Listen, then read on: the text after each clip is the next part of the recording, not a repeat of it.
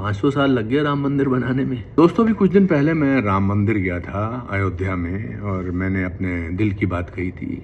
कुछ लोगों को अच्छा नहीं लगा, उनको लगा कि ये तो उनके एजेंडा के खिलाफ हो गया, तो इन्होंने नसीरुद्दीन शाह साहब का पुराना 6 साल पुराना वीडियो डाला। Like Anupam Kher has been very vocal.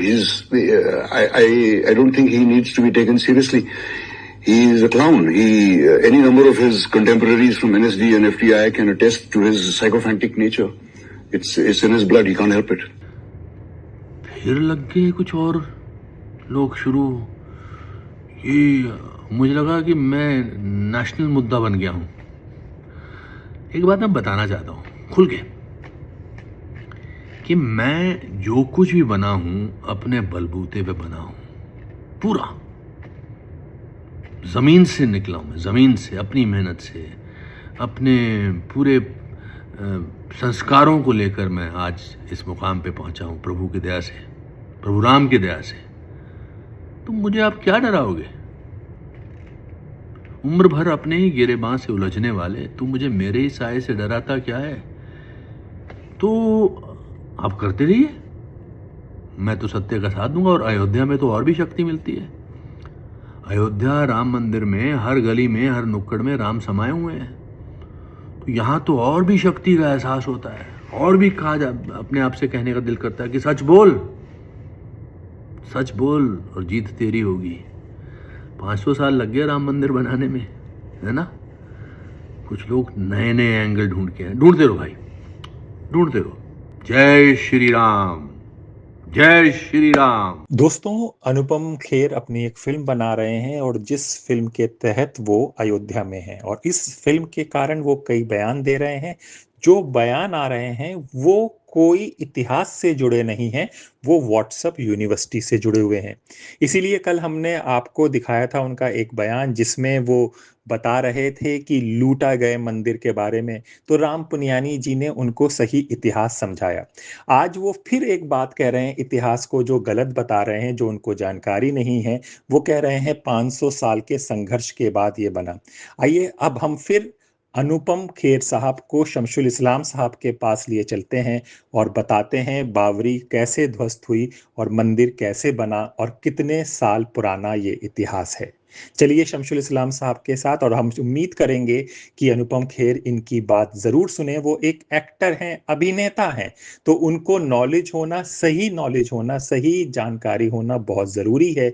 यही हमारी मंशा है कि वो किसी पब्लिक मंच पर जो बोलें, कम से कम सही इतिहास तो बोलें, क्योंकि वो एक एक्टर हैं, उनको ज़्यादा लोग सुनते हैं। तो चलिए शमशुल इस्लाम साहब के पास, और अनुपम खेर साहब भी सुने कि वो क्या इतिहास बता रहे हैं जो अनुपम साहब को गलत पता है। बाबरी मस्जिद वाला जो मामला है, ये तो हिंदू मुसलमान का है ही नहीं, ये तो भारत की संसद बनाम आरएसएस है, भारत की सुप्रीम कोर्ट बनाम आरएसएस है। शर्म नहीं आती है मोदी जी को और ये आरएसएस वालों को कि उस ढांचे को लेकर पीछे लड़ रहे हैं जो तुम्हारा 500 साल पुराना कह रहे हो, और वो भी नहीं है जो साक्ष्य बता रहे हैं। सुप्रीम कोर्ट तुम्हारी आरएसएस की दंडवत करने वाली, जो उसको सिजदा करने वाली जो सुप्रीम कोर्ट है, वो भी नहीं मान रही है। आपके पूर्वजों ने जो किया है राम के साथ, आप उस पर पर्दा डालना चाहते हैं, और इस देश ने डलने दिया है, उसको नहीं डालने दिया जाना चाहिए। 6 दिसंबर 1992 को मस्जिद का ढांचा गिरा दिया गया और मस्जिद नष्ट कर दी गई। सन 1925 में आरएसएस के बनने से लेकर विजयदशमी के दिन से ये 15 अगस्त 1947 तक, ये उनको कभी भी आरएसएस को बाबरी मस्जिद याद नहीं थी, हिंदू महासभा को बाबरी मस्जिद याद नहीं थी। कभी भी इन्होंने अंग्रेजी राज में कि ये बाबरी मस्जिद को जो है ये राम मंदिर है, इसको हमको दिलाया जाए, कभी कोई अंग्रेज़ों से मांग नहीं की, कभी कोई दंगा नहीं किया, कोई झगड़ा नहीं किया, कभी वहाँ पर घुसने की कोशिश नहीं की आरएसएस के लोगों ने। आरएसएस को छोड़िए, उनकी किसी किताब के अंदर हमको बताइए कि भाई बाबरी मस्जिद का एक मसला है जो राम मंदिर तोड़कर बनाया गया है। विवेकानंद जी ने कभी जिक्र किया हो? मोदी जी ने कहा है कि राजा दशरथ ने अपने बेटे से ये ही उम्मीद की होगी कि इस काम को करेंगे। मैं इसको क्या कहूँ कि हंसी की बात है या संजीदगी की बात है। सच्ची बात यह है कि मोदी जी आज के राम हैं, आज के कृष्ण हैं, उनको पूजा जाए।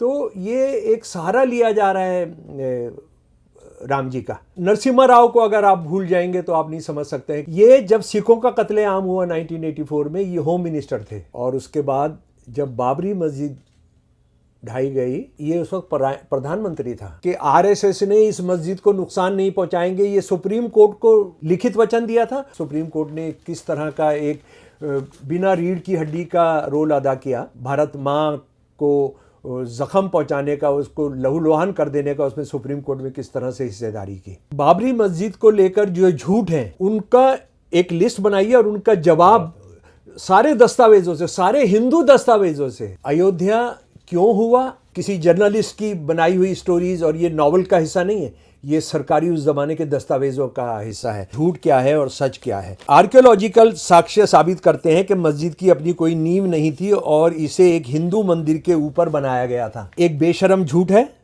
जिसका ना तो कोई ऐतिहासिक ना कानूनी परिणाम है। आज तक के सबसे प्रमुख राम उपासक गोस्वामी तुलसीदास, ये जो है देखिए उस जमाने के अंदर है जब बाबरी मस्जिद बनाई गई है राम मंदिर को तोड़कर, जिसकी वजह से पूरे हिंदी भाषी क्षेत्र में उत्तरी भारत के अंदर राम सबसे पॉपुलर भगवान होते हैं।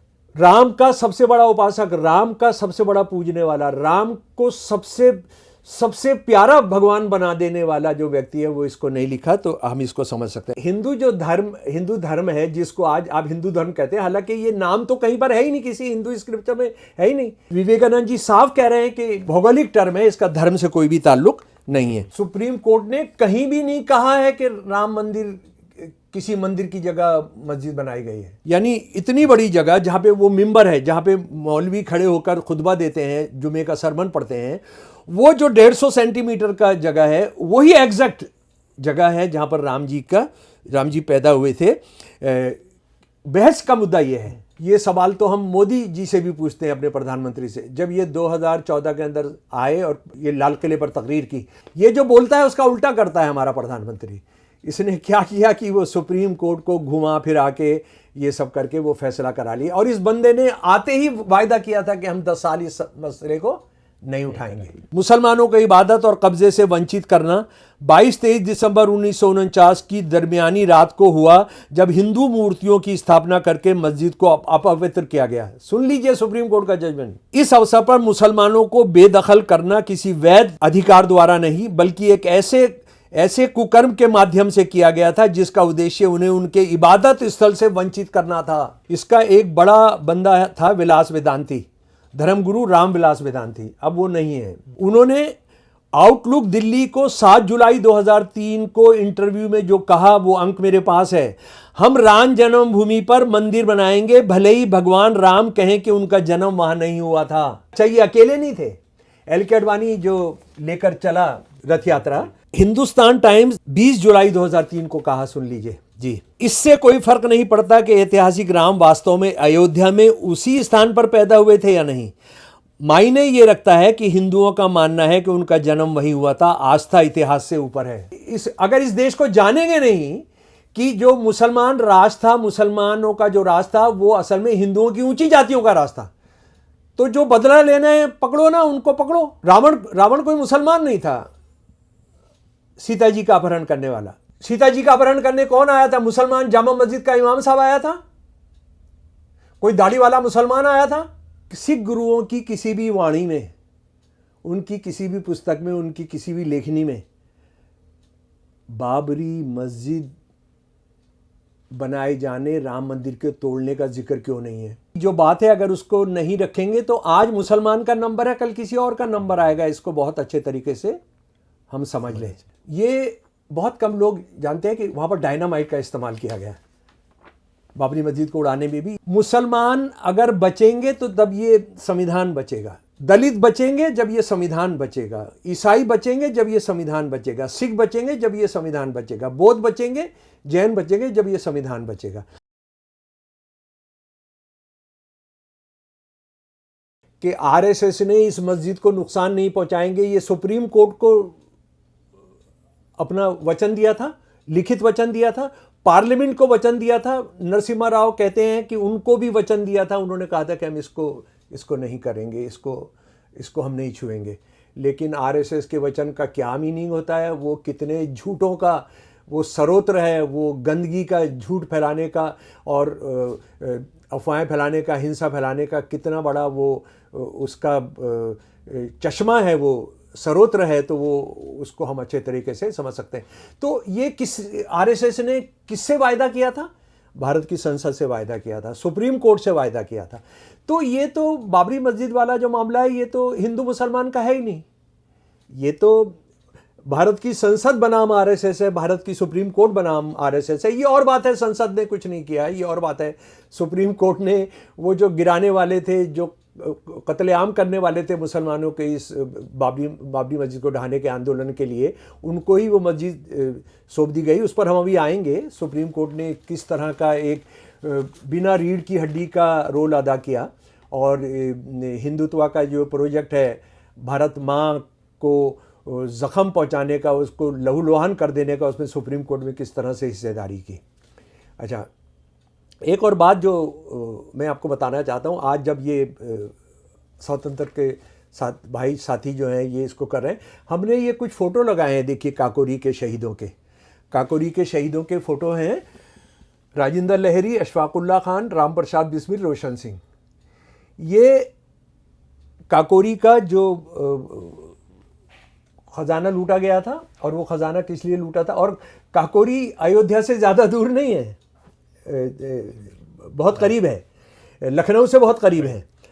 तो ये लोग हिंदू मुसलमान मिलकर किस तरह से 17 दिसंबर 1947 को गोंडा जेल में राजेंद्र लहरी शहीद हुए, 29 दिसंबर 1927 को अशफाकुल्ला खां फैज़ाबाद जेल में शहीद हुए, राम प्रसाद बिस्मिल गोरखपुर जेल में 19 दिसंबर 1927 को शहीद हुए, 19 दिसंबर 1927 इलाहाबाद जेल में रोशन सिंह शहीद हुए। जी, ये क्यों लगाया है कि ये है हिंदुस्तान, ये है हमारा देश। अशफाकुल्ला खां और राम प्रसाद बिस्मिल जब कोर्ट में पेश किए गए, और ये भी समझ ले, ये काकोरी केस के सारे जो मुजरिम बनाए गए थे हमारे इनकलाबी, उनके फोटो, ये दुर्लभ फोटो है। ये मैं सोचता हूँ कि ये इस देश में पहली बार स्वतंत्र के साथी जो है इसको रिकॉर्ड कर रहे हैं। ये कुल जो है 17 लोग थे, इसमें अशफाकुल्ला नहीं है क्योंकि अशफाकुल्ला गायब थे, अशफाकुल्ला उनके हाथ नहीं आए थे। अशफाकुल्ला बाद में पकड़े गए और उनको 4 शहीद होने वालों में से थे। इनमें से बहुत सारे लोगों को उम्र कैद हुई थी, ये जो आप ये देख रहे हैं। इनको हम भूलकर आज क्या याद कर रहे हैं? हम याद कर रहे हैं बाबरी मस्जिद, जो हिंदू मुसलमान का मामला है। अच्छा, एक और बात मैं आपको बताना चाहता हूँ, इतिहास से है, फिर उसके बाद हम एक एक आएंगे। हमने क्या किया है ये हैदर साहब के साथ बैठकर कि जो बाबरी मस्जिद को लेकर जो झूठ हैं उनका एक लिस्ट बनाइए, और उनका जवाब सारे दस्तावेज़ों से, सारे हिंदू दस्तावेज़ों से, सारे गैर मुस्लिम दस्तावेज़ों से, यानी कोई मुस्लिम इतिहासकार या कोई लिबरल इतिहासकार या कम्युनिस्ट इतिहासकार नहीं है, सारे उनसे जो जमा किया है उसका जवाब देने की हमने उस झूठ के खिलाफ सच क्या है वो बताने की कोशिश की है। यहाँ पर मैं एक बात आपको बताना चाहता हूँ मेरे प्यारे दोस्तों, कि अयोध्या क्यों हुआ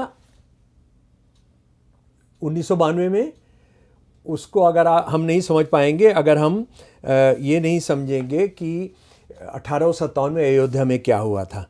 अयोध्या में ये हुआ था कि वहाँ पर जब विद्रोह हुआ तो ये फैज़ाबाद का इलाका था, और देवी बख्श जी का भी वहाँ पर एक इलाके में सरकार था, लेकिन एक अंग्रेज़ों का दलाल, एक मुसलमान राजा, बड़े ज़मींदार थे कई, और एक हिंदू राजा थे, उनका नाम शायद मान सिंह, अगर मैं सही याद रख रहा हूँ तो वो थे, और उनके खिलाफ विद्रोह हो गया। तो वो जो विद्रोह है, उस विद्रोह में उस ज़माने के दस्तावेज़ों से क्या हुआ था, मैं ज़रा सा आपको बताना चाहता हूँ मेरे प्यारे दोस्तों, कि वहाँ पर अयोध्या में मैं क्योंकि दस्तावेज़ ढूंढूंगा, ये काफ़ी दस्तावेज़ हैं तो ज़रा सा इधर उधर हो सकता है।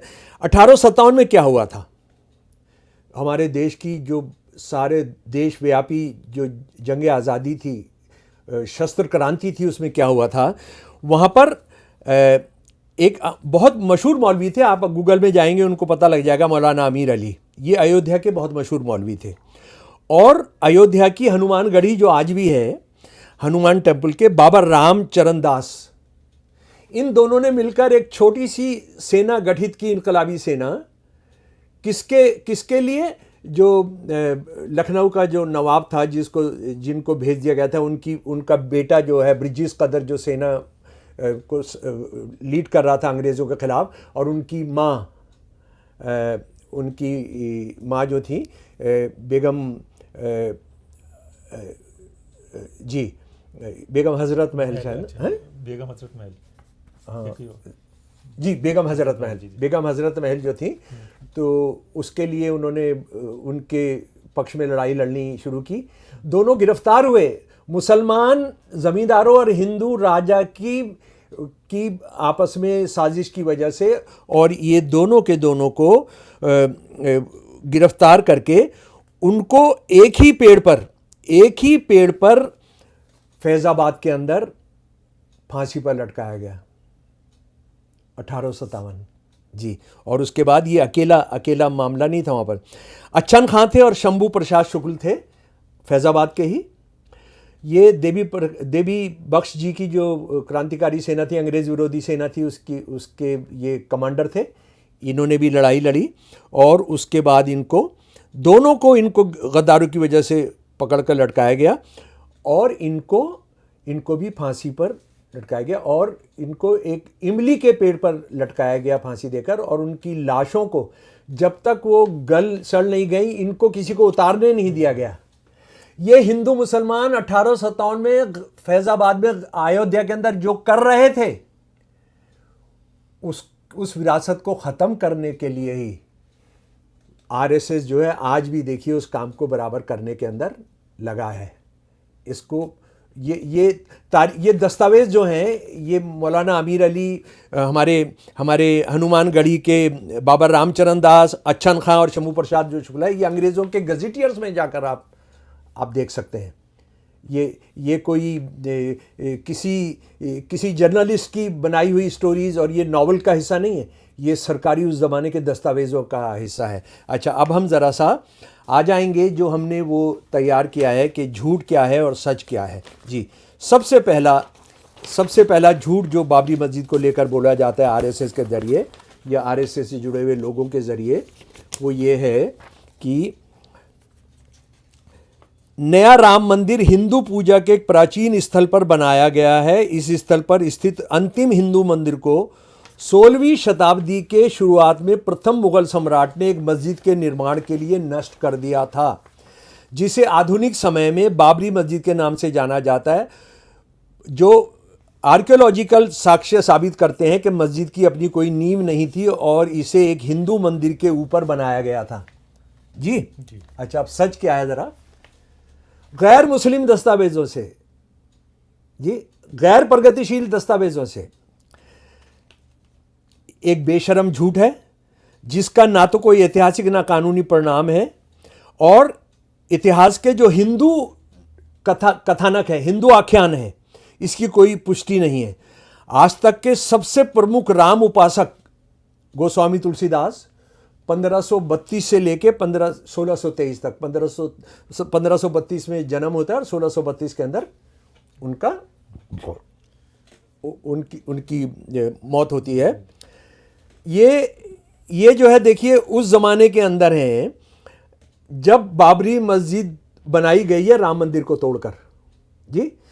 उन्होंने 1575-76 में अवधी भाषा में महाकाव्य रामचरितमानस की रचना की, और हम इस बात को अच्छे तरीके से जानते हैं कि ये रामचरितमानस है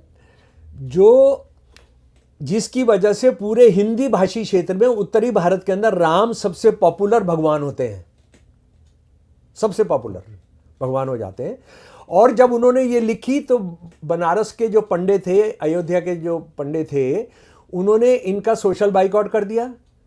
इनको कहा तुम हिंदू बस्ती में नहीं रह सकते, तुम हिंदू मंदिर में नहीं रह सकते। तो इन्होंने फिर क्या किया, इन्होंने मस्जिद के अंदर रहना शुरू किया। और ये जो मस्जिद के अंदर रहते थे उसमें जो उन्होंने जो लिखा, तुलसीदास जी रामचरितमानस के रचयिता, अवधि में किताब लिखने की वजह से कि उन्होंने संस्कृत में नहीं लिखी और राम जी का अपमान कर दिया, उनके साथ जो किया गया, पहले वो सुन लें कि वो मस्जिद के अंदर सोते थे और उनकी जो कवितावली, उनकी जो कविताओं की किताब है, उनके जो लेखन है उसमें से एक ये भी है कवितावली, धूत कहो अवधूत कहो रजपूत कहो जुलाहा कहो कोऊ, काहू की बेटी से बेटा न ब्याह, काहू की जाति बिगाड़ न सो, तुलसी सरनाम गुलाम है राम को, जाको रचे सो कहे कुछ ओ, मांगी के खेबो मस्जिद को सोएबो, लेबो को एक न देबो को दो। ये उन्होंने दोहा लिखा, 4 पंक्तियाँ लिखी, और इसका मतलब क्या है कि मेरी जाति क्या है मैं नहीं जानता क्या, क्योंकि वहाँ ये हो रहा था कि तू हिंदू नहीं है, तू ये नहीं है, तू फला जाति का नहीं है, ये सब नहीं है। और उसके बाद कहा कि ना मैंने किसी से एक लेना है तो मैं 2 क्यों दूंगा, और मांग के खाऊंगा और मस्जिद में सोऊंगा। मस्जिद का मतलब मस्जिद। और आप ये देखिए कि हिंदूवादी बहुत सारे जो हिंदी के साहित्यकार हैं उन्होंने क्या किया है, कवितावली का जो अवधि का जो हिंदी किया है उसमें मस्जिद की जगह धार्मिक स्थान कर दिया है, यानी वो उसको छुपा गए कि वो उन्होंने लिखा कि मैं मस्जिद के अंदर सोया करता था। अच्छा, अब जो बहुत एक महत्वपूर्ण बात है कि वो जो ये उन्होंने जो रामचरितमानस लिखी, रामचरितमानस उन्होंने लगभग लिखी, जी ये जो रामचरितमानस उन्होंने लिखी वो 1575-76 के अंदर लिखी जी। और जो आरएसएस का जो राम मंदिर को तोड़कर मस्जिद बनाने का है वो 1528 से 1529 के बीच में हुआ जी। 1528 से 1529 के बीच में हुआ। और उसके कितने साल के बाद उन्होंने रामचरितमानस लिखी? 1575-1576 के अंदर, यानी ये लगभग 40 साल का हो गया। 40 साल पहले मंदिर तोड़ा जा चुका, उस पर मस्जिद बनाई जा चुकी जी। और रामचरितमानस भगवान के सबसे बड़े उपासक, राम भगवान को सबसे बड़े पूजने वाला, सबसे बड़ा महाकाव्य लिखने वाला भगवान राम पर, वो इसको पी जाएंगे, वो इसको छुपा जाएंगे। तो आरएसएस वाले क्या ये कहने की कोशिश कर रहे हैं कि गोस्वामी तुलसीदास जो थे वो डरपोक आदमी थे, वो मुगलों से डर गए थे। और ये किस के ज़माने में रहे ये? देखिए, तुलसीदास जी 1532 से 1623 तक है। उस ज़माने के अंदर अकबर है और जहांगीर है। अकबर का 1542 से 1605 शुरू होता है, जहांगीर का 1559 से 1627। इस दोनों के काल के अंदर तुलसीदास हैं, दोनों के काल के अंदर है? तो क्या ये डर गए थे?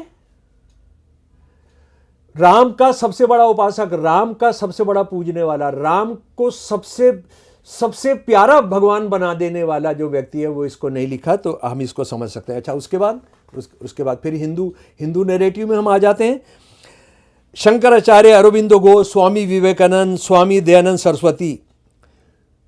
मैं बता रहा था कि वो हैं जिनको आरएसएस कहती है कि इन्होंने वैदिक धर्म और हिंदुत्व और हिंदू राष्ट्रवाद के लिए ये स्तंभ है।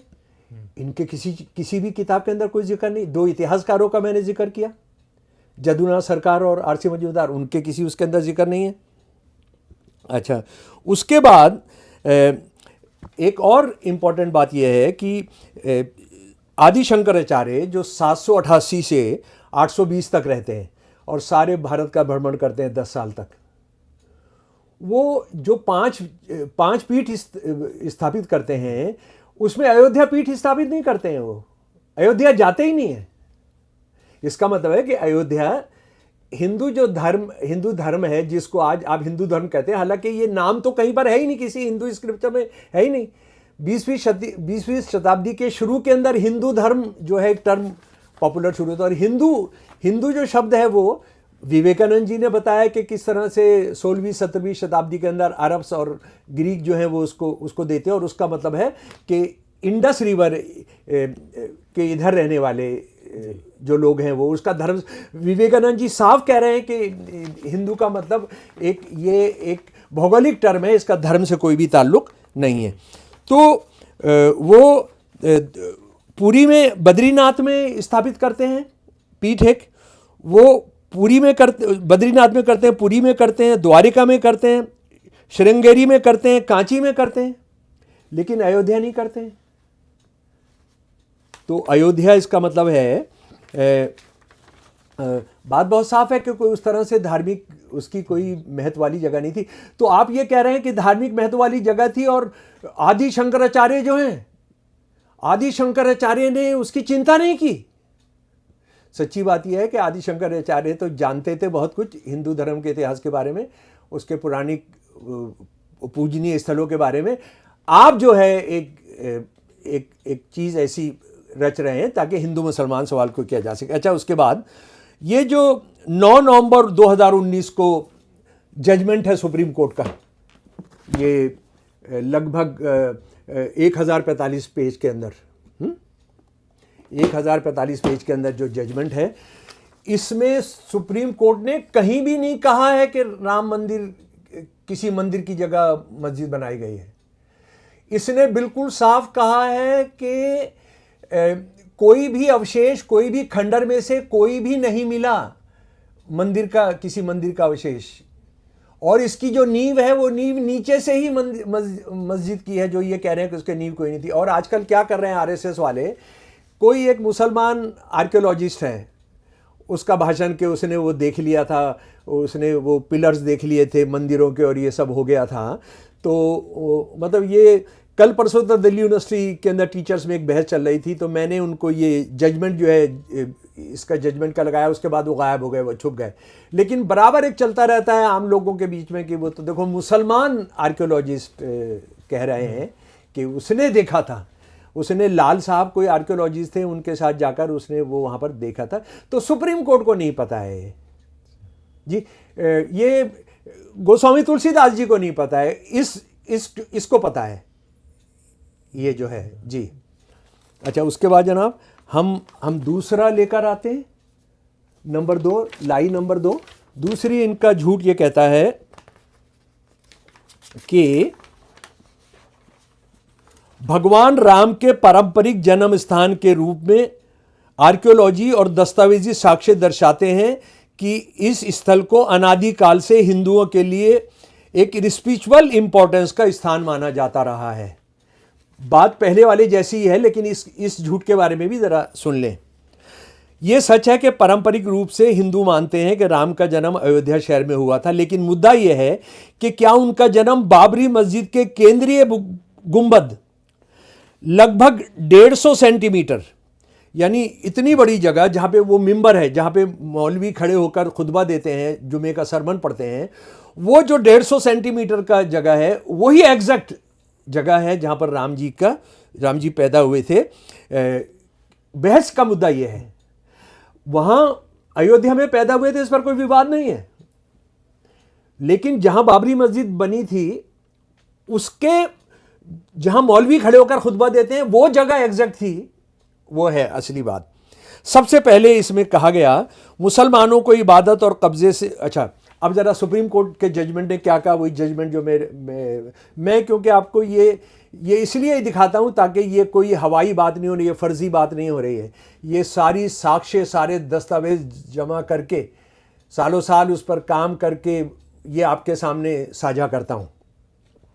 ये दूसरे लोगों ने भी करना चाहिए, लेकिन वो पढ़ते लिखते नहीं है। और दूसरी बात यह है कि जो मुसलमान बाबरी मस्जिद के लिए लड़े, जो मुसलमान तंजीमें और मुसलमान संगठन, असल में बदकिस्मती से वो ना तो हिंदू धर्म के नैरेटिव को जानते हैं, ना वो इस्लाम को नहीं जानते, तो हिंदू धर्म को क्या जानेंगे। वो हिंदू धर्म को जान रहे होते तो सारे के सारे उनके यहाँ कितने झूठ हैं वो कोर्ट के अंदर रख देते, लोअर कोर्ट्स के अंदर रख देते, हाई कोर्ट के अंदर रख देते, सुप्रीम कोर्ट के अंदर रख देते, लेकिन वो नहीं रखे गए। अब उसको बाबरी मस्जिद जब नहीं है तो हम अपने देश को बचाने के लिए सवाल को उठा रहे हैं। हम उसकी कोई शहादत की बरसी नहीं मना रहे हैं, हम उस पर कोई स्यापा नहीं कर रहे हैं, हम मातम नहीं कर रहे हैं। हम ये कह रहे हैं कि ये एक जख्म पहुंचा, लेकिन वो जख्म नासूर बनकर हमारे देश को ना ख़त्म कर दे, इसलिए हम इस सवाल को उठा रहे हैं। और ये सवाल तो हम मोदी जी से भी पूछते हैं, अपने प्रधानमंत्री से। जब ये 2014 के अंदर आए और पार्लियामेंट ये लाल किले पर तकरीर की, वो लाल किले अगर तकरीर आप जाकर देख लीजिए, हिंदी में भी आपको मिल जाएगी। उसमें उन्होंने कहा कि मैं 10 साल में चाहता हूं कि मस्जिद मंदिर के जो झगड़े उसको हम ठंडे बस्ते में रख दें। और इस बंदे ने क्या किया, ये जो बोलता है उसका उल्टा करता है हमारा प्रधानमंत्री। इसने क्या किया कि वो सुप्रीम कोर्ट को घुमा फिरा के ये सब करके वो फैसला करा लिया। और इस बंदे ने आते ही वायदा किया था कि हम 10 साल इस मसले को नहीं उठाएंगे। तो ये जो है, अब जरा सा सुप्रीम कोर्ट ने क्या कहा कि मंदिर की जगह मस्जिद बनाई गई थी।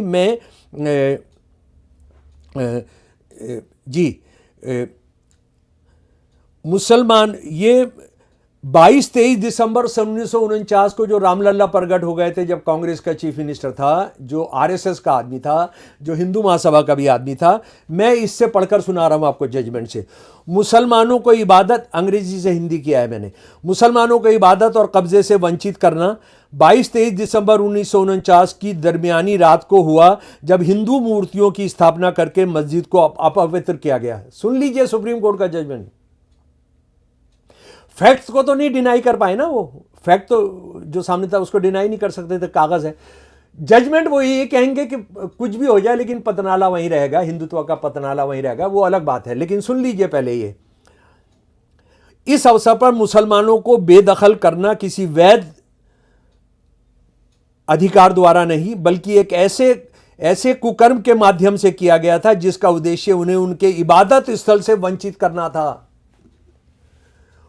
1921 पे प्रश्न नंबर 921 से 922 के बीच में है, इसमें लिखा हुआ है ये अंग्रेजी के, कि आपने 22-23 दिसंबर जो 1949 में आपने मस्जिद छीनी, वो मस्जिद जो छीनी वो गैर कानूनी था, वो आपने मुसलमानों को वंचित कर दिया उससे, उनके दरगाह पूजने की जगह से जी।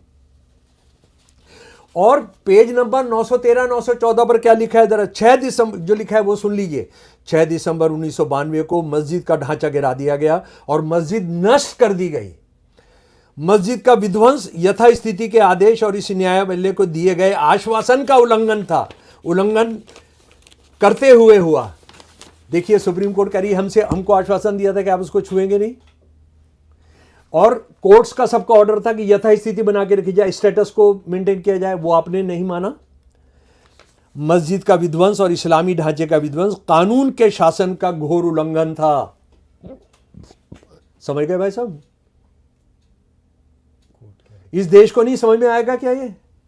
और वो बंदा जिन्होंने फैसला दे दिया मंदिर बनाने का उसी जगह पर, वो भी सब इतने मतलब इतना उनका हाफजा इतना कमज़ोर था, उनकी मेमोरी इतनी कमज़ोर थी कि वो क्या बक रहे हैं बीच के अंदर, क्या बोल रहे हैं उसको, उनको जो कायदे की बात उन्होंने की है उसको इन्होंने सोचा कि वो तो फजूल हमने बात कर दी थी, हम तो ऐसे ही बक दिए थे उसको।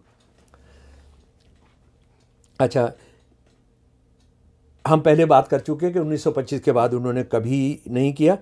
राम जन्मभूमि ट्रस्ट के, अच्छा, इन सब साक्ष्यों के बावजूद क्यों मंदिर बना रहे हैं, उसकी जो खुद अपने आप जो माना उन्होंने, इसके बनाने वालों ने, राम जन्मभूमि ट्रस्ट के लोगों ने, इसका एक बड़ा बंदा था विलास वेदांती, धर्मगुरु राम विलास वेदांती। अब वो नहीं है, उनका देहांत हो चुका है।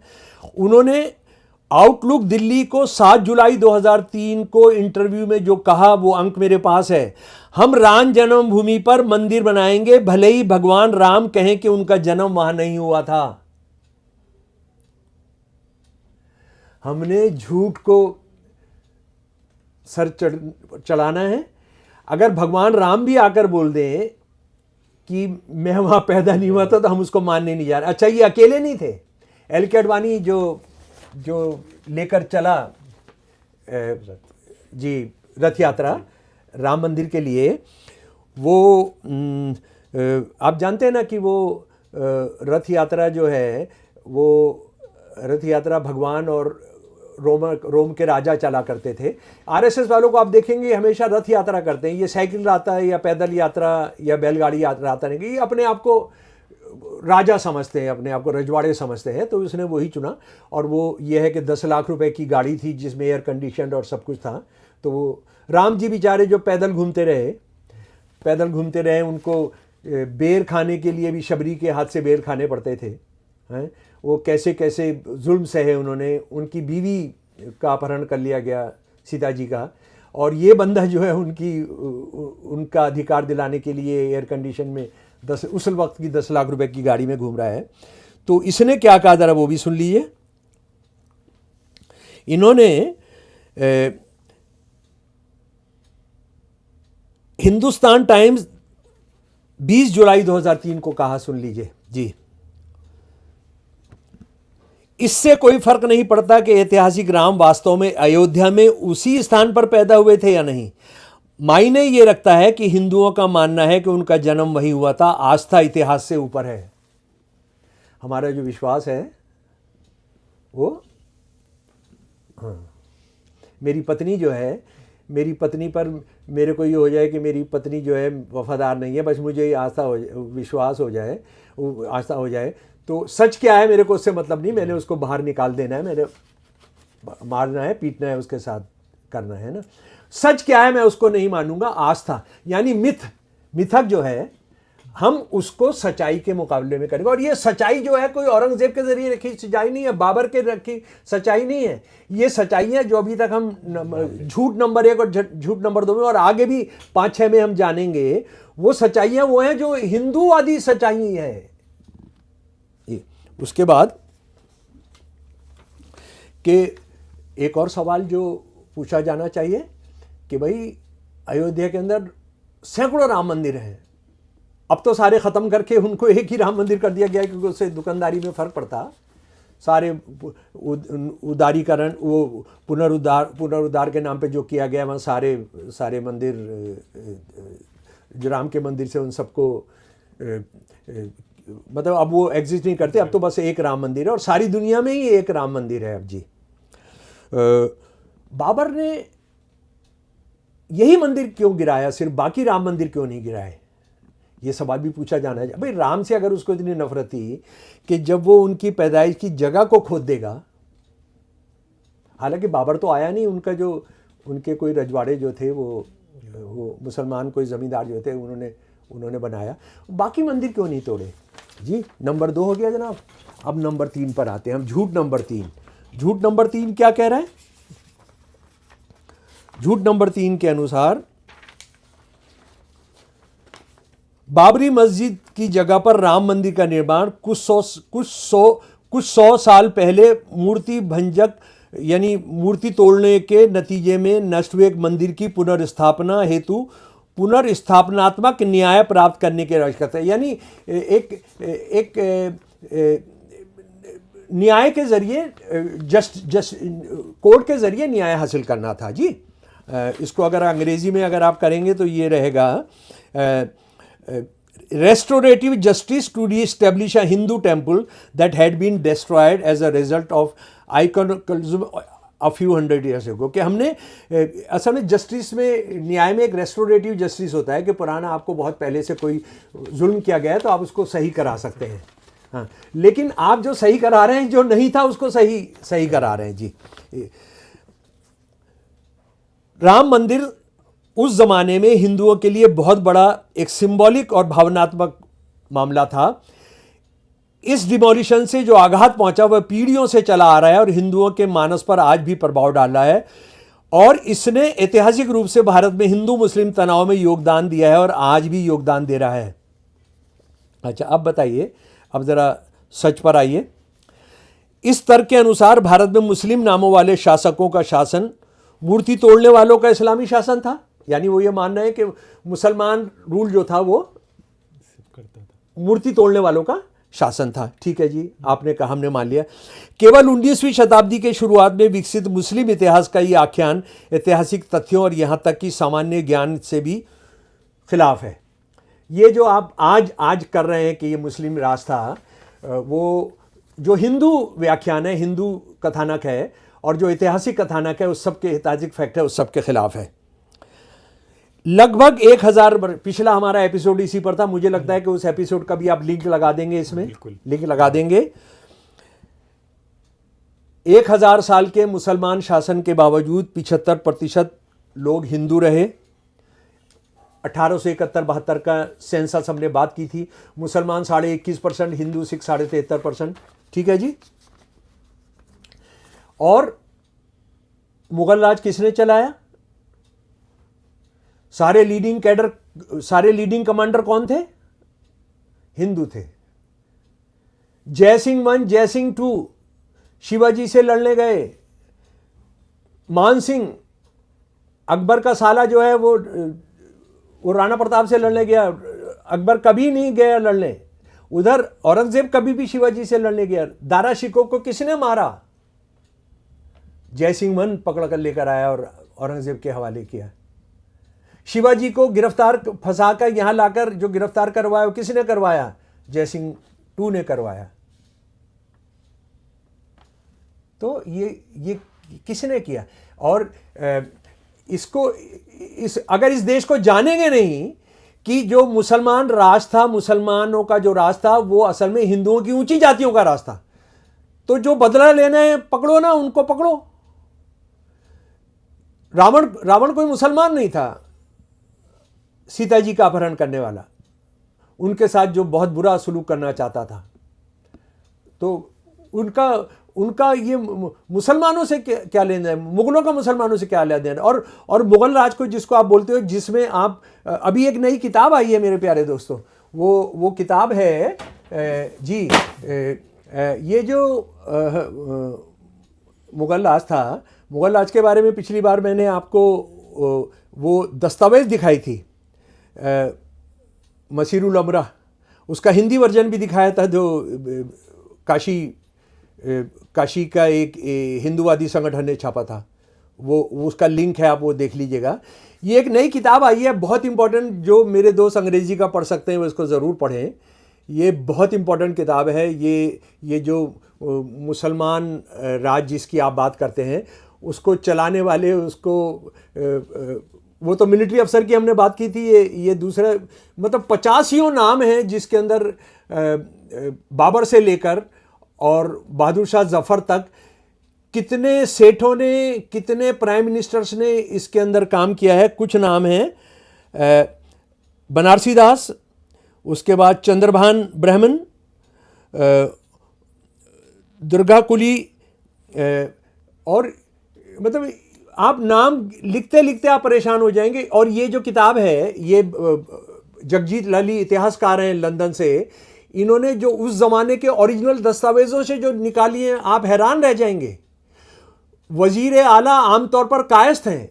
प्राइम मिनिस्टर जो है वो कौन है? वो आमतौर पर कायस्थ हैं, दूसरे लोग नहीं हैं। रेवेन्यू मिनिस्टर कौन है?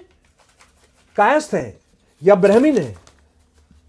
सारा पैसा जो ट्रेड कर रहे हैं इंडिया के अंदर और इंडिया से बाहर भी, औरंगजेब के ज़माने के आते आते खरबों रुपए की बाहर से ट्रेड हो रही है, वो सारे के सारे हिंदू बिजनेसमैन कर रहे हैं। कहाँ कहाँ से? कन्नौज से, कहाँ कहाँ से? जौनपुर से, इन शहरों से, संभल से। उनकी ऑटोबायोग्राफी, उनके आत्मकथाएं इनको मिली हैं, जो उन्होंने सारी रिप्रोड्यूस की हैं। तो मेरे प्यारे दोस्तों, ये जो सारे के सारे काम हैं, वो हिंदू ऊंची जातियां उससे क्या बाहर थी? और हम ये जानना चाहते हैं कि मुगलों ने अपनी सल्तनत का नाम इस्लामी सल्तनत क्यों नहीं रखा, या उससे पहले मुसलमान नाम की जो फैमिलीज थी जो राज कर रही थी, उन्होंने कभी भी इसको अपना इस्लामी राष्ट्र घोषित क्यों नहीं किया? इन्होंने उसका अपना नाम लोधी रखा, अपना मुगल रखा, गुलाम खानदान रखा, उन्होंने सलातीन रखा अपने, उसको सुल्तान यानी रूलर्स। तो इसका जवाब देना होगा, क्योंकि उनको हिंदू ऊंची जातियों के रहते हुए यहाँ पे मुसलमान करने की जरूरत नहीं। वो इनको अपनी लड़कियां रोटी रोजी का रिश्ता करने के लिए तैयार थे। तो आप आज के मुसलमानों को से उसको जिम्मेदार ठहराते हैं और उनका बदला नहीं चाहते। एक सवाल मैं और पूछना चाहता हूं। मोदी जी ने कहा वहां भाषण करते हुए 500 साल की नाइंसाफी का बदला ले लिया। 500 साल की नाइंसाफी। अच्छा, यानी बाबरी मस्जिद मंदिर पर बनाई गई थी, जो आपके ही सारे लोग, आपकी सुप्रीम कोर्ट जो आपको अपने घर पर बुलाकर पूजा पाठ कराती है, जो ये कहती है कि मैंने भगवान राम से पूछकर फैसला किया, समझ में नहीं आ रहा था मेरे, तो मैंने जो वहाँ राम मंदिर बनाने का आदेश दिया वो तो मैंने भगवान से पूछा। ज़रा सा ये बताइए मोदी जी और आरएसएस वालों, और जो मुसलमान ईमानदारी से इसको भारत अपने देश को बचाने के लिए लड़ाई को लड़ना चाहते हैं, उन्होंने ये पूछना चाहिए, प्रोग्रेसिव हिंदुओं ने पूछना चाहिए, आम लोगों ने पूछना चाहिए कि भाई ये तो एक स्ट्रक्चर का मामला था ना, एक ढांचे का मामला था। पर हमको एक बात बताइए, ये जो हैं दयानंद सरस्वती ये कहते हैं कि भगवान राम 5000 साल पहले पैदा हुए थे। असल में गोलवालकर और सावरकर का इसमें लगभग जमीन आसमान का फर्क है। वो भगवान राम का जो युग बताते हैं, एक बताते हैं 8 सेंचुरी पहले थे, एक बताते हैं 80 सेंचुरी पहले थे। उन्होंने अपनी किताब लिखा, लेकिन इन्होंने लिखा है दयानंद सरस्वती जी ने कि वो 5000 साल पहले हुए थे। 5000 साल पहले हुए थे। शर्म नहीं आती है मोदी जी को और ये आरएसएस वालों को कि उस ढांचे को लेकर पीछे लड़ रहे हैं जो तुम्हारा 500 साल पुराना कह रहे हो, और वो भी नहीं है जो साक्ष्य बता रहे हैं। सुप्रीम कोर्ट तुम्हारी आरएसएस की दंडवत करने वाली, जो उसको सिजदा करने वाली जो सुप्रीम कोर्ट है, वो भी नहीं मान रही है। तो आप जो है, जिन्होंने भगवान राम को भिजवाया 14 साल के वनवास पर, क्या क्या जुल्म सहे उन्होंने, कैसे कैसे रहे। कोई राजा महाराजे, हिंदू राजे महाराजे यहां से श्रीलंका तक उनकी मदद के लिए नहीं आए। बानर सेना उनकी मदद के लिए आई। शबरी ने एक गरीब एक बहुजन ने अपने बेर खिलाए उनको जब वो भूख से परेशान थे। तो वो उनसे बदला नहीं लेंगे आप। केकई को लेकर आपने भर्त्सना प्रस्ताव पास करना चाहिए नहीं करना चाहिए। रोज मुसलमान विदेशी हैं, मुसलमान गद्दार हैं, ये बाबरजादे हैं, ये हरामजादे हैं। राम के साथ सबसे ज्यादा हरामजदगी किसने की थी? मुसलमानों ने की थी, सिखों ने की थी, ईसाइयों ने की थी। कौन थे राजा दशरथ? कौन थी केकई? बताइए ना। सीता जी का अपहरण करने कौन आया था? मुसलमान जामा मस्जिद का इमाम साहब आया था? कोई दाढ़ी वाला मुसलमान आया था? कोई गोल टोपी रखे हुए मुसलमान आया था? 5000 साल से का जो है, उनसे जो हमारी सभ्यता शुरू हुई, दयानंद सरस्वती कहते हैं हमारी सभ्यता शुरू हुई, और भगवान राम अयोध्या जो है वो उससे तमाम दुनिया पर राज करते। वो एक अलग बहस है कि वो तमाम दुनिया पर उनका राज था। तो बात यह है कि उनसे आप बदला नहीं लोगे। उनसे बदला लेने का मतलब मोदी को खुद अपने आप से बदला लेना होगा, आरएसएस को खुद अपने आप से बदला लेना होगा। अगर वो उनको ऊंची जातियों के लोगों ने जो राम जी भी ऊंची जाति के थे, लेकिन उनके परिवार वालों ने, उनके बाप ने, उनकी एक मां ने उनको वनवास पर मजबूर किया था।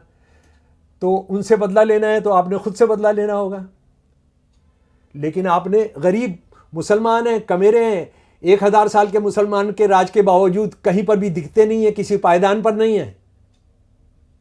तो मेरे दलित भाइयों, मेरे बहुजन भाइयों, तुमको समझना पड़ेगा कि ये बहुजनों के साथ, ये गरीबों के साथ क्या करते हैं, और सबका नंबर आएगा। और मैं फिर ये कह रहा हूं कि अगर तुमने सचमुच के अंदर बदला लेना है राम के साथ जिन लोगों ने बुरा किया, 5000 साल पहले से शुरू करो, ऊंची जातियों के लोगों ने जिन्होंने किया, और उसके बाद फिर मैं कहता हूं महाभारत भी आ जाएगा।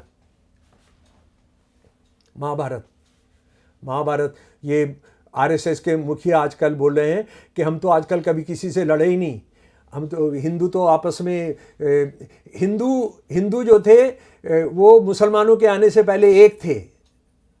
तो महाभारत तो हिंदू मुसलमानों के बीच में हुआ था। 130 करोड़ लोग मारे गए थे, सिर्फ 8 लोग बचे थे। 130 करोड़ लोग मारे गए थे 8 दिन की लड़ाई के अंदर। ये हिंदू कथानक की बात कर रहा हूं मैं, ये कोई मुसलमान इतिहासकार या प्रगतिशील इतिहास की बात नहीं कर रहा हूं। तो भाई सच्ची बात यह है कि आप राम मंदिर में का मामला मुसलमानों से जोड़कर आपके पूर्वजों ने जो किया है राम के साथ, आप उस पर पर्दा डालना चाहते हैं, और इस देश ने डलने दिया है, उसको नहीं डालने दिया जाना चाहिए। प्यारे साथियों, एक और झूठ जो आरएसएस और उससे जुड़े हुए लोग, यानी मैं उसमें शामिल कर रहा हूँ मोदी, अमित शाह और सारे मंत्री, सारे गवर्नर जो अपने आप को कहते हैं कि आरएसएस के लोग हैं, और वो ये कह रहे हैं कि ये मोदी जी जो हैं, मोदी जी ने असल में ऐसा काम किया है, वो भी राम के समानांतर, राम जी के समानांतर हो जाते हैं और वो भी पूजने लायक हैं। तो वो उस सच को जो झूठ परोसा जा रहा है, उसको सच के बारे में जो हम एक एक करके बात कर रहे हैं। एक और झूठ जो फैलाया जाता है वो ये है कि राम मंदिर का निर्माण सभी परंपराओं के हिंदुओं के लिए एक महत्वपूर्ण घटना है। यानी सारे हिंदुओं के जितने भी मत हैं, जितने भी विभाजित जितने भी सेक्ट्स हैं, और ये तो हम जानते ही हैं कि वो सिख धर्म, जैन धर्म, बौद्ध धर्म को भी हिंदू धर्म का हिस्सा ही मानते हैं। उनसे नहीं पूछते हैं कि उनके क्या विचार है जब वो हिंदू धर्म का हिस्सा बताते हैं। तो खैर ये कितना बड़ा झूठ है, उसका एक उदाहरण मैं आपको देना चाहता हूँ कि सत्यार्थ प्रकाश में स्वामी दयानंद सरस्वती ने जो मोदी जी ने जीवन फूका था राम जी के उसमें, और उसके बाद उनकी आंखें खोली थी, और अब उन्होंने राजा दशरथ के बेटे के तौर पर झंडा फहराया है, उसके बारे में जो लिखा था उस सारी प्रक्रिया के बारे में। सच्चाई ये है कि ये सत्यार्थ प्रकाश के अध्याय 11 से मैं पढ़कर सुना रहा हूँ आपको। सच्चाई यह है कि सर्वव्यापी आत्मा ईश्वर ना तो किसी मूर्ति में प्रवेश कर सकता है, ना ही उसे छोड़ सकता है। यदि आपके मंत्र इतने प्रभावशाली हैं कि आप ईश्वर को बुला सकते हैं, तो आप उन्हीं मंत्रों के बल पर से अपने मृत पुत्र में जीवन क्यों नहीं डाल सकते हैं? भाई, जब आप भगवान को आप जीवन दे सकते हैं, कोई बंदा दे सकता है, और शायद मोदी जी ने दिया था उस दिन जब उनकी मूर्ति को जीवन दिया था, फिर आप अपने शत्रु के शरीर से आत्मा को विदा क्यों नहीं कर सकते हैं? वेदों में देवता के आह्वान और मूर्ति को जीवंत करने की अनुमति देने वाला एक भी श्लोक नहीं है। इसी प्रकार ऐसा कुछ भी नहीं है जो इंगित करे कि मूर्तियों का आह्वान करना, उन्हें स्नान कराना, उन्हें मंदिरों में स्थापित करना और उन्हें चंदन का लेप लगाना सही है। अब बात यह है, अगर यही बात कोई मुसलमान कह दे, कोई सिख कह दे, कोई ईसाई कह दे, तो आप मोहल्ला खोद देंगे। लेकिन हिंदू राष्ट्रवाद का बहुत बड़ा आदमी, बहुत बड़ा विचारक, आर्य समाज के संस्थापक, वो इस बात को पूछ रहे हैं, मोदी जी से पूछ रहे हैं, आरएसएस से पूछ रहे हैं। जवाब दो ना इसका। ये मुसलमान हिंदू क्या कर रहे हो इसमें? हिंदू धर्म के अंदर जो सवाल उठ रहे हैं उसको आप बताइए, उसका जवाब दीजिए। और उसके बाद अगला मामला ये है कि जो एक और झूठ बोला जाता है वो ये है कि हालांकि कभी कभी इसे हालिया संघर्ष के रूप में प्रस्तुत किया जाता है, यानी बाबरी मस्जिद का जो है उसको ये माना जाता है कि ये आज का मॉडर्न इंडिया का एक झगड़ा है हिंदू मुसलमानों के बीच में। लेकिन सच्चाई यह है कि इस स्थल पर हिंदुओं और सिखों द्वारा पुनः दावा करने का एक लंबा इतिहास रहा है, जो 19वीं शताब्दी के शुरुआती वर्षों से चला आ रहा है। 19वीं शताब्दी के, समझिए आप, यानी 18 समथिंग से। इसके अलावा भारत की आज़ादी के बाद से सत्ता में रही किसी भी राजनीतिक पार्टी के बावजूद ये संघर्ष जारी रहा है। एक तो ये मान रहे हैं आरएसएस वाले कि 19वीं शताब्दी से पहले कोई लड़ाई का इतिहास नहीं है, ये मान लिया इन्होंने। और 1900 का मतलब है 1801, 1801, 1802 के अंदर। और उनको वो एक ऐसा झूठ परोसते हैं और बदकिस्मती से सुप्रीम कोर्ट ने उसको एक साक्ष्य के तौर पर अपने जजमेंट में रखा है कि कोई एक सिख थे, वो सिख जो है कौन सी तारीख को चले गए जी, वो 28 नवंबर 1858 को एक सिख निहंग वहाँ पहुँचे और उन्होंने क्या किया, एक निहंग सिख शस्त्र हथियारबंद सिख ने बाबरी मस्जिद में पूजा और हवन अग्नि में अनाज, शुद्ध घी और ऐसे ही अन्य वस्तुओं की आहुति देने का एक अनुष्ठान का आयोजन किया। तो यानी एक सिख निहंग, उन्होंने क्या किया, वहाँ पूजा की, अर्चना की और क्या क्या चढ़ाया वो आपने सुन लिया। अनाज, शुद्ध घी, अग्नि से किया। तो ये कितना बड़ा झूठ है कि सिख तो इसमें विश्वास ही नहीं करते हैं। सिख और हिंदू धर्म के अंदर जो अंतर है वो तो एक अंतर यही है कि वो ये मूर्ति पूजा और इस तरह की चीज़ों को आहुति नहीं देते, तो किताब को पूछते हैं। जैसे मुसलमान किताब को पूछते हैं, किताब को सबसे वो मानते हैं। तो ये तो एक बहुत साइंटिफिक बात है। आपने एक सिख निहंग के ज़रिए करवा ली। अच्छा, अब मैं ये सवाल पूछता हूँ डिबेट्स में भी और सब जगह भी कि कोई हिंदू क्यों नहीं गया वहाँ पर बाबरी मस्जिद के अंदर ये सब काम करने? सिख को क्यों ला रहे हो आप इसमें? सिख को इसलिए ला रहे हो क्योंकि देखो हिंदू सिख एक होते हैं। अच्छा, अब इस सवाल का उनके पास कोई जवाब नहीं है जो बहुत सालों से मैं पूछता हूँ कि सिख गुरुओं की किसी भी वाणी में, उनकी किसी भी पुस्तक में, उनकी किसी भी लेखनी में बाबरी मस्जिद बनाए जाने, राम मंदिर के तोड़ने का जिक्र क्यों नहीं है? गुरु नानक, हम जानते हैं ना कि समकालिक हैं बाबर के। गुरु नानक और बाबर लगभग एक ही समय में हैं।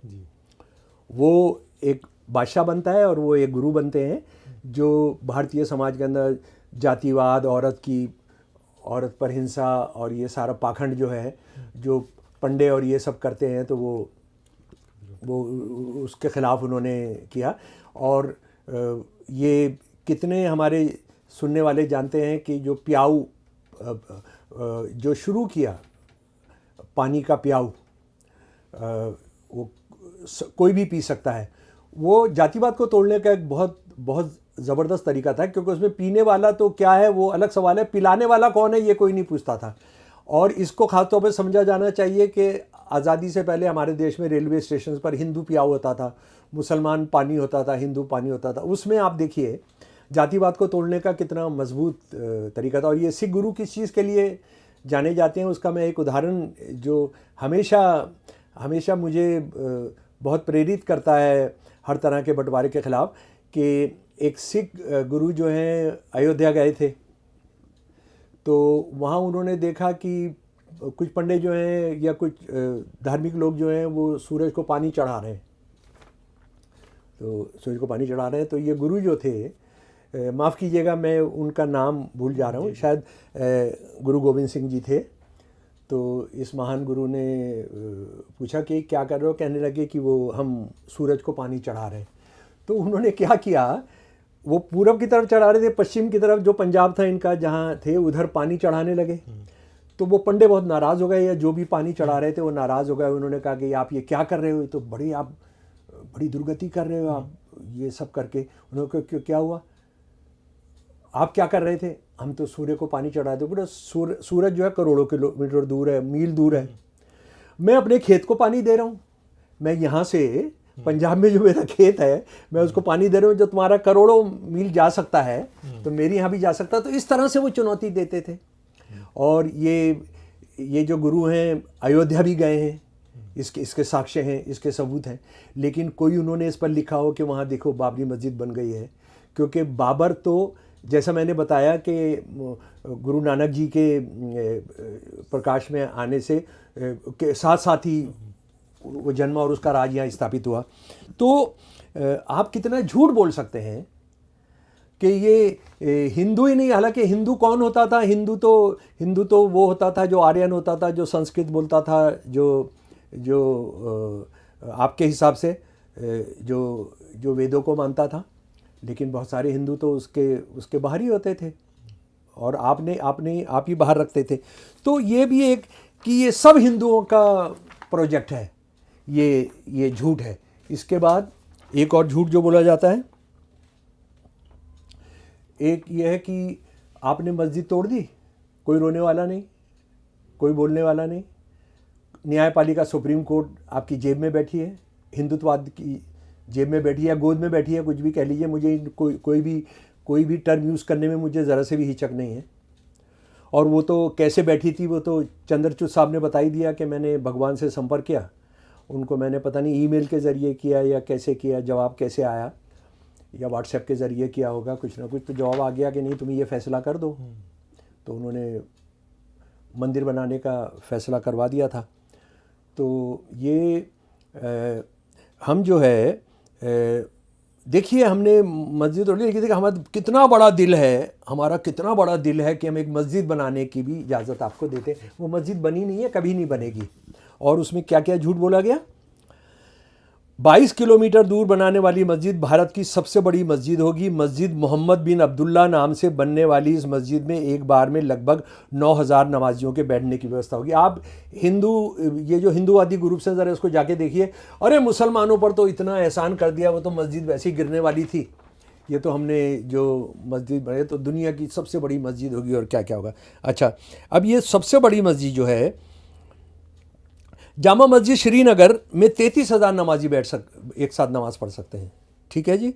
जामा मस्जिद दिल्ली में 25,000 लोग एक साथ नमाज़ पढ़ सकते हैं।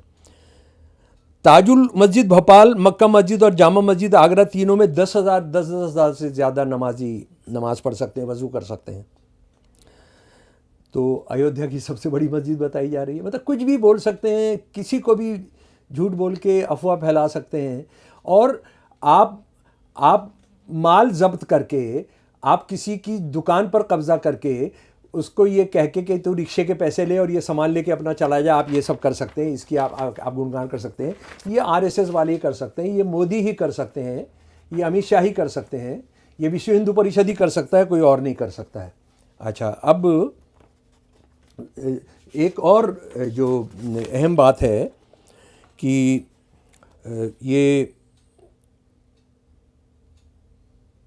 ये है क्या मामला। यानी हम इस बात को बिल्कुल समझ रहे हैं कि ये आधुनिक कंस्ट्रक्ट है, इसका इतिहास से कोई ताल्लुक़ नहीं है, इसका सच्चाई से कोई ताल्लुक़ नहीं है, इसका हिंदू कथानक से कोई ताल्लुक़ नहीं है। तो ये क्या है? असल में ये मुसलमानों के ख़िलाफ़ जो 99% बहुजन है, जो गरीब हैं, कमेरे हैं, उनसे जो नफ़रत है। हिंदू नेशनलिस्ट मलेच्छों से बहुत नफरत करते हैं और मुसलमानों का नाम वो मलेच्छ कहते हैं। तो उनसे जो नफरत है, उनको वो हर वक्त ये बताना है कि तुम मलेच्छ हो। और इसलिए ज़्यादा बताना है, जो मैं पहले भी कई बार चर्चा कर चुका हूँ, क्योंकि विवेकानंद जी ने कह दिया कि हमारे यहाँ बराबरी का, समता का कोई कंसेप्ट नहीं है, हमने इस्लाम से लिया। और इस देश की जो मुक्ति है, इस देश का जो सेल्वेशन है, ये देश तभी तरक्की करेगा कि इस्लाम की बॉडी होगी, इस्लामी दर्शन की बॉडी होगी और वेदांत की आत्मा होगी। तो अब मुसलमानों के साथ एक और जुर्म जुड़ गया कि अच्छा तुम समानता के वहाँ को, हालांकि मुसलमान लीडरशिप और मुसलमान संगठनों का इससे कोई ताल्लुक़ नहीं है। वो तो लगे हैं बस इस्लाम क्या है, 4 शादी, ट्रिपल तलाक, बस इसमें लगे हैं। उनको इस्लाम का जो बराबरी का मैसेज है, जो विवेकानंद जी से कन्विंस थे, उससे इनका कोई लेना देना है नहीं। इनकी तो असली दुश्मन मुसलमान औरत है, उसको उसकी हैसियत बताना है। तो ये अपना किए जा रहे हैं। तो बात यह है कि बंच ऑफ थॉट, आरएसएस का बंच ऑफ, चैप्टर 16 में क्या कहा जा रहा है? चैप्टर 16 में कहा जा रहा है कि इस देश के 3 दुश्मन हैं, नंबर 1 मुसलमान, नंबर 2 ईसाई, नंबर 3 सोशलिस्ट कम्युनिस्ट। तो आपका वो नफरत। उसके बाद गुलवलकर की किताब we are our nation to define, जिसके अंदर वो बिल्कुल यही कह रहा है कि मुसलमानों के साथ हमने वही करना है, मुसलमानों के साथ हमने वही करना है जो यहूदियों के साथ मसोलिनी और उसने किया था, हिटलर ने किया था। उसके बाद ये सावरकर है। सावरकर 1923 की अपनी किताब हिंदुत्व में इसी की बात कर रहा है, इसी की बात कर रहा है कि हमने मुसलमानों को बाहर खदेड़ना है, ये मलेच्छ हैं, इन्होंने इस्लाम धर्म अपनाकर अपनी भारत माता की बहुत बेइज्जती की है, इनको बाहर किया जाना चाहिए। और ये भी ये कह रहा है कि हिटलर जो है वो रास्ता दिखाता है, हमें भी रास्ता दिखाता है। तो ये सारी चीज़ें हमारे सामने, तो ये एक उस प्रोजेक्ट का हिस्सा है ये। अच्छा, ये इस प्रोजेक्ट का हिस्सा है। और अगर हम भारत की संविधान में जो समानता और इगैलिटेरियनिज्म की जो बात है, अगर उसको नहीं रखेंगे तो आज मुसलमान का नंबर है, कल किसी और का नंबर आएगा। इसको बहुत अच्छे तरीके से हम समझ लें जी। अच्छा, आखिर में मैं दो बहुत अहम बात, यानी आखिर में है तो इसलिए कोई कम अहम है इसलिए नहीं, मैं दो बात बताना चाहता हूँ। एक तो हिंदू धर्म को मानने वाले हिस्टोरियंस के बीच में, जिनको हम इंडोलॉजिस्ट कहते हैं, भारत के विशेषज्ञ, एंशिएंट इंडिया के विशेषज्ञ, उनका रामायण महाभारत के बारे में क्या विचार है, ज़रा सा उसको हमको ज़रूर जानना चाहिए जी। ये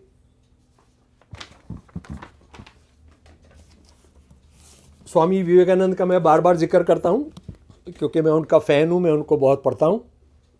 ये 6 वॉल्यूम है। स्वामी विवेकानंद जी ने अद्वैत आश्रम बनाया था, एक रिसर्च का, हिंदू, यानी वो हिंदू तो मानते नहीं थे, वो वैदिक उस पर और रामायण महाभारत पर है ना। इसी वॉल्यूम के अंदर, वॉल्यूम 2 के अंदर रामायण के बारे में, ये मैं शुरू में भी इस बहस को उठा सकता था लेकिन नहीं उठाया क्योंकि मेरे लिए गौण है। क्योंकि आप मानते हैं कि राम मंदिर है, राम मंदिर होता है, ये सब होता है और हम मुसलमानों ने ये किया था। लेकिन रामायण जहाँ से राम की कथा आती है उसके बारे में विवेकानंद जी ने जो इस्टेब्लिश किया, उसके अंदर राम और महाभारत के बारे में जो ज़रा वो बारे में सुन लीजिए ज़रा सा। ये बहुत मशहूर इंडोलॉजिस्ट हैं डी पुसालकर,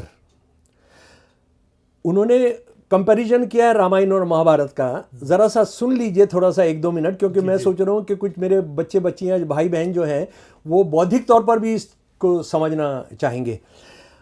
दोनों महाकाव्यों यानी रामायण और महाभारत में अनेक ब्राह्मणवादी मिथक और कहानियाँ भरी पड़ी हैं जो कथा के सूत्र को बार बार बाधित करती हैं। यानी आपको जो कथा चल रही है उसमें लगता है कि यार ये क्या हो गया बीच में। भार्गव वो है जो गाकर बताते थे। भार्गव जो महाभारत में धर्म, नीति और अन्य सामग्री को शामिल करने के लिए उत्तरदायी थे, ने रामायण में कई प्रकरण जोड़े, न केवल शैली, अभिव्यक्ति और वर्णन में, जैसे कि समानांतर अंशों और समान उपमाओं द्वारा दर्शाया गया है, बल्कि दोनों महाकाव्यों की पौराणिक कथाओं और दर्शन में भी गहरी असमानता है। हो ये रहा है कि ये बता रहे हैं कि रामायण और महाभारत का जो काव्य है उसका मीटर अलग है। अब आप कर सकते हैं कि 1000 साल पहले की संस्कृत है, ये 500 साल पहले की संस्कृत है, तो वो मीटर अलग है। तो ये किसी एक जगह बैठकर लिखा गया है, किसी एक ने लिखा है, वो नहीं है। गृह सूत्र काल के उत्तरार्ध से पहले न तो रामायण और ना महाभारत के महाकाव्य के रूप में मान्यता दी गई थी और ना ही दोनों का विकास एक दूसरे से पूरी तरह स्वतंत्र रूप से हुआ था। मान्यता ये है आज के हिंदू वृत्तांत में कि महाभारत पहले हुई थी और रामायण बाद में हुई थी। वो कह रहे हैं बिल्कुल गलत है। महाभारत के उत्तराखंड में गंगा के मैदानों की कई कहानियां हैं और महाभारत के बाद के शिक्षाप्रद भाग आमतौर पर कौशल और मगध में रखे गए हैं। इसलिए अपने बाद के विकास में दोनों महाकाव्य एक ही इलाके में विकसित हुए। सुन लीजिए, जो ये कह रहे हैं ये किताब है वो वहां से आ गई और ये हमारा वास्तविक इतिहास है। जैसे हमारे यहाँ भी बदकिस्मती से बहुत सारे मुसलमान के कुरान है, कुरान सबसे बुनियादी चीज़ है। अब उसमें किसी दूसरी चीज़ को लाके कि उसकी भी कुरान के बराबर की हैसियत है, वो बिल्कुल सही नहीं। इस्लाम के अंदर 5 फ़राइज़ हैं, उस 5 फ़राइज़ के अलावा बाकी सब चीज़ों पर आप कोई भी ज़बरदस्ती नहीं कर सकते। 5 फ़राइज़ हैं, वो उसके हिसाब से जो है। तो ये पाली और संस्कृत साहित्य के एक विशेषज्ञ PL वैद्य, ये इसी किताब से है जनाब, इसी किताब से है। वर्तमान महाभारत की उत्पत्ति पर प्रकाश डालते हुए कहते हैं वर्तमान ग्रंथ का अधिकांश भाग सदियों का निर्माण है। सुनिए, वेद व्यास का है या किसका, सदियों का निर्माण है। तो वेद व्यास हो सकता है सदियों रहे हों, और 4वीं शताब्दी ईस्वी के बाद भी इसमें कुछ जोड़ घटाव किए जाते हैं। प्राचीन भारतीय साहित्य के विशेषज्ञ विंटर नीट्स ने सही कहा है कि महाभारत की रचना की कोई एक तिथि मौजूद नहीं है। वो भारत का एक या महाभारत नामक महाकाव्य का कोई रूप वैदिक काल में मौजूद नहीं था, कोई वैदिक काल में मौजूद नहीं था। और बौद्ध धर्म में इसके बारे में बहुत कम जानकारी थी। बौद्ध काल आ गया था, यानी कृषि काल आ गया था, इसलिए इसकी रचना 4वीं शताब्दी ईसा पूर्व से 4वीं शताब्दी ईस्वी के बीच हुई। ईसा मसीह के आने से 400 साल पहले या 400 साल बाद में हुई। महाकाव्य के विकास के बाद के चरणों में प्राप्त होने वाला बड़ा हिस्सा उस जाति के कुछ प्रमुख सदस्यों के बारे में आख्यानों को जोड़ने के कारण रहा होगा, ताकि उनकी महानता को बढ़ाया जा सके। यानी वो साफ कह रहे हैं कुछ कैरेक्टर्स इंट्रोड्यूस किए गए, उनको महान पेश किया जाए। अच्छा, आखिर में A.R. दांडेकर साहब ने, वो उनकी किताब है महाभारत पर। महाभारत का प्रसारण वास्तव में संस्करणों और उप संस्करणों के एक विस्मयकारी समूह द्वारा चिन्हित है। यानी एक मिस्टीरियस है, इतने सारे संस्करण हैं, इतने सारे उप संस्करण हैं कि महाभारत की कोई एक रूप है वो सही नहीं है। वास्तव में कई अन्य कृति इस उक्ति को चरितार्थ नहीं करती जितनी पांडुलिपियां उतने ही ग्रंथ। वो ये कह रहे हैं कि महाभारत के बारे में ये कथा कि जितने संस्करण हैं उतने ही ग्रंथ हैं, उतने ही वर्जन हैं, ये महाभारत के बारे में साबित होते हैं। ठीक है, तो ये अगर आप इस चीज को छोड़ देंगे तो आप कल के मिथक को आज इतिहास बना देंगे, और फिर उस इतिहास के लिए आप सब चीज को तोड़े मोड़ेंगे। अपने इतिहास को जो आप खुद ही कल तक बता रहे थे उसको आप सत्यानाश करेंगे और ये करेंगे, आप उसको पेश करना चाहेंगे, लेकिन वो जुड़ नहीं सकता है। वो क्या एक कहावत है, कहीं की ईंट कहीं का रोड़ा, कहीं की ईंट कहीं का रोड़ा, वो आप नहीं कर सकते हैं। पता लग जाएगा कि ये जो है बनावटी है। तो आधुनिक 20वीं 19वीं 20वीं शताब्दी की जो आपने बनावट की, जो ऊपर से आरोपित बनावट की, उसके बाद आप सबको लागू करना चाह रहे हैं, तो ये देश का बहुत नुकसान होगा। ये हिंदू मुसलमान ही नहीं होगा, हिंदुओं के बीच में जो उदारतापन है, जो तमाम चीज़ों की सोच समझदारी है। भाई ये जो सारे लिख रहे हैं महाभारत और रामायण के बारे में सवाल उठाते हुए, ये तो सारे के सारे जो हैं, सारे के सारे हिंदू ही हैं ना। मैं यहाँ पर डॉक्टर अम्बेडकर की तो बात ही नहीं कर रहा हूँ, मैं फुले जी की तो बात ही नहीं कर रहा हूँ, जो इसको पूरा कह देते हैं कि ये सब झूठ है, ये ब्राह्मणवादी है। मैं तो उनकी बात कर रहा हूँ, स्वतंत्र के साथ बैठकर मैं तो बात कर रहा हूँ जो हिंदू कथानक है, जो हिंदू नैरेटिव है, उसकी बात कर रहा हूँ। आप इस सब को खत्म कर देंगे। अब जैसे राधा कृष्ण जी की भगवत गीता पर किताब है, अब वो कितनी बार कह रहे हैं क्योंकि खुदाई किताब नहीं है, वो कितनी बार कह रहे हैं कि ये जो है उपनिषदों का एक एक्सटेंशन है, ये सब। अब आप कोई हिंदू धर्म के अंदर सारी बहस हो रही है, और उसी बहस को आप नहीं चाहते हैं तो आप गांधी की हत्या कर देते हैं, आप MM कलबुर्गी की हत्या कर देते हैं, आप गौरी लंकेश की हत्या कर देते हैं, आप गोविंद पंसारे की हत्या कर देते हैं, आप नरेंद्र दाभोलकर जी की हत्या कर देते हैं, आप किसी के खिलाफ भी FIR करा देते हैं कि उसने वो बेइज्जती कर दी। एक साउथ के एक बहुत मशहूर डायरेक्टर हैं, उन्होंने कह दिया कि मैं हनुमान को नहीं मानता हूं, तो आपने उन पर FIR कराई हुई है। तो इस सब से उन्होंने ये नहीं कहा कि हनुमान जी को, उन्होंने कोई ऐसा नहीं उपशब्द नहीं कहा कि मैं हनुमान को नहीं मानता हूं, तो नहीं मानते। ऐसे तो बहुत लोग नहीं मानते हैं, नहीं मान सकते। शिवाइट्स और वैष्णवाइट्स में जो झगड़े हुए हैं, क्या ये जानना चाहेंगे कि चोला डायनेस्टी के लोग किस तरह से श्रीलंका का जाकर विनाश किए थे पूरा का पूरा? वो क्या था, वैष्णव और शिवाइट्स के बीच की लड़ाई थी। तो आप इसको अगर ख़त्म कर देंगे, आप अपने इतिहास को ख़त्म कर देंगे, जो जीवंत इतिहास था, जो किताबों के अंदर लिखा हुआ है, जो एपिक्स में लिखा हुआ है, जो महाकाव्यों में लिखा हुआ है, तो आप कहाँ जाओगे? आप जाहिलों की जमात बन जाओगे। ये देश 5000 साल पुराना है, तो 5000 साल पुराने का मतलब है कि उसमें जो कुछ हुआ है उसको बदलो मत, उसकी व्याख्या करो और उसमें जो बदलना है उसको बदलो। अच्छा, आखिरी बात जनाब,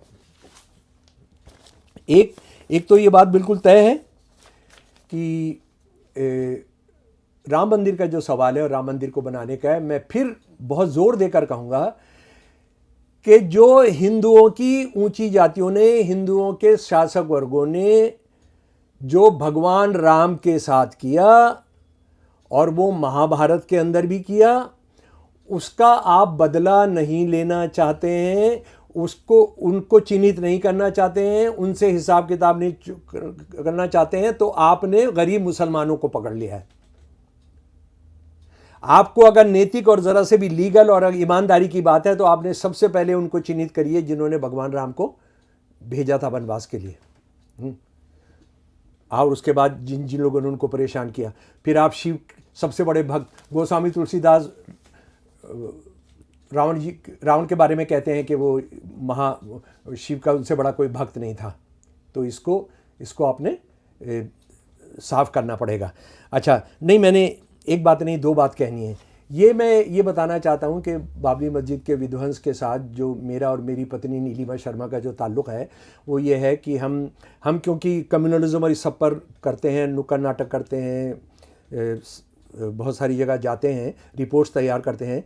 तो बाबरी मस्जिद के ढहाने के 1 महीने के बाद देश के एक बड़े अखबार के ग्रुप ने, जिसका हिंदी अंग्रेज़ी दोनों अखबार है, उसने हमें भेजा 1 महीने के बाद।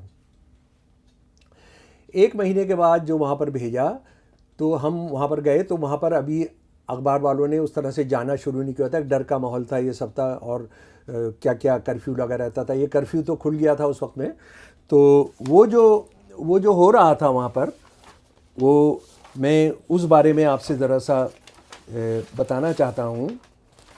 जी, हम पहुँच गए 1 महीने बाद, 6 जनवरी 1993 में पहुँच गए, और ये टाइम्स ऑफ इंडिया में रिपोर्ट छपी जनवरी 17, 1993 को।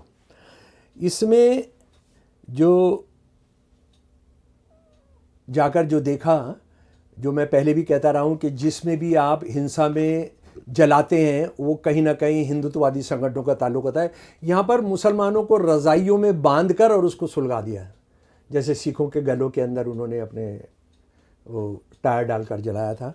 उस तरह के अनगिनत उदाहरण थे, और दीवारों पर लिखा था, अंदर की बात है, पुलिस हमारे साथ है, ये जो कार सेवकों ने जो लिखा था, सो कॉल्ड कार सेवक।